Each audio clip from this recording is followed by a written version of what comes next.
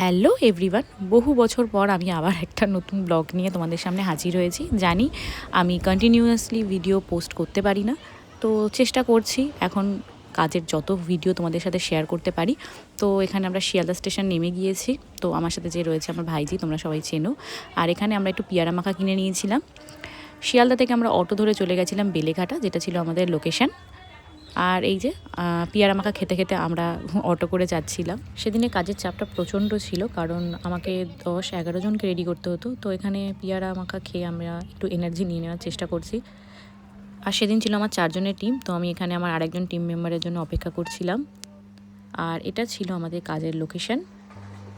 যথারীতি আমরা সময় মতো আমাদের কাজের লোকেশানে পৌঁছে যাই, কিন্তু যেটা হয় টাইম মতো ক্লায়েন্ট বসতে পারে না, কারণ অনেক সময় অনেক রকম কাজ থাকে। আর এই হচ্ছে বাড়ির ওদের একটা মিষ্টি বাচ্চা, যার নাম মিষ্টি।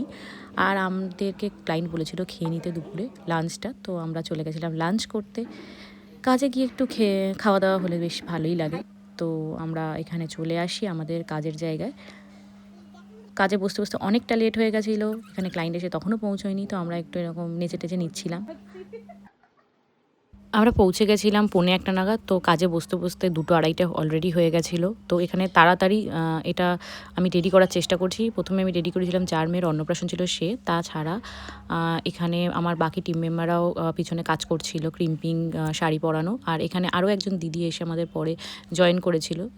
8টার মধ্যে আমাদের কাজ শেষ হয়ে যায়। ক্লায়েন্টের রিকোয়েস্টে আমরা গেছিলাম ওদের ইভেন্টের জায়গাতে। যে দাদার মেয়ের অন্নপ্রাশন ছিল উনি খুবই ভালো, ওনার বিয়ের রিসেপশনের কাজ আমি বেশ কিছু বছর আগে করেছিলাম।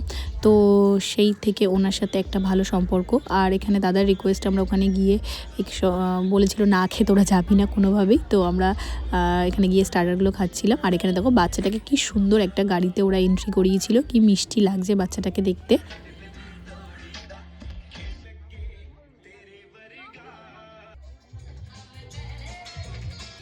চলো এবার ভিডিওটা এন্ডের দিকে চলে এসছে, আর আমাকে লাস্ট ভয়েস ওভারটা দিতে হচ্ছে আমার বসা গলাতে, কারণ ভিডিওটা আমি একসাথে ভয়েস ওভার দিতে পারিনি, এটা অনেক পরে ভয়েস ওভারটা দিয়েছি। আর অলরেডি ঠান্ডায় আমার গলা বসেছিল।